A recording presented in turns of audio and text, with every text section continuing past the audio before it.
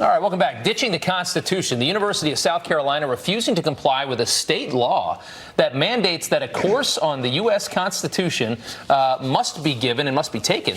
And they say it's over a lack of funds. Yeah, students, though, can take classes like writing for anime and tailgating 101. Oh, boy. Here to react is Editor-in-Chief of College Reform, Cabot Phillips. Cabot, what's your take on this whole thing? Yeah, well, the university is saying we don't have enough money. You mentioned some of the other courses. I would add there's also a special course on belly dancing, and Rob might be a little bit more interested in that one. But we do have, I think there's reason for a lot of people in South Carolina to say, well, we have this state law to make sure that we're teaching the foundational elements of our history. We know that those things, that appreciation of our Constitution, it doesn't come naturally. It's not innately born within people. It must be taught.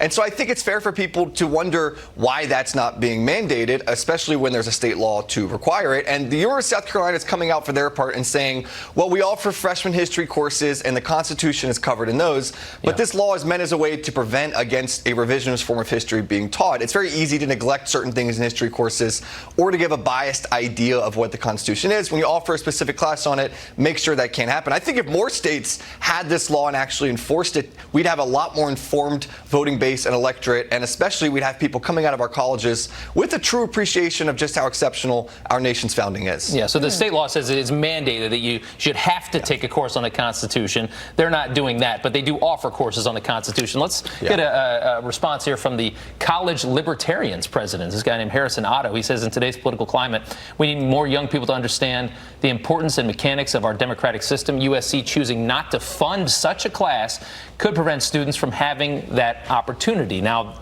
again, they do have these classes. They just don't mandate that you take them, right? Yeah, and so that is the part that is outside the law. The law says that students are mandated and required to take one before graduating.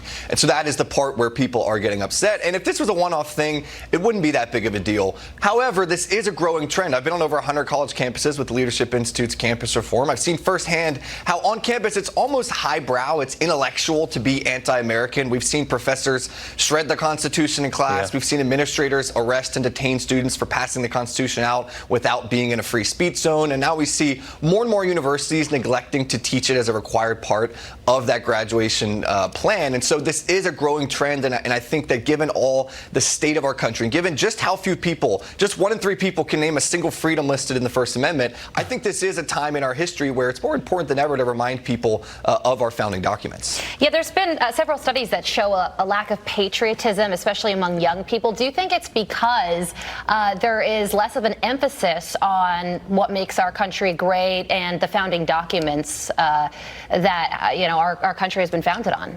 I think that's certainly a big part of it, and I've been on campuses interviewing students. I went around Columbia University, an Ivy League school, with a $100 bill, and I said, can you name the freedoms listed in the First Amendment?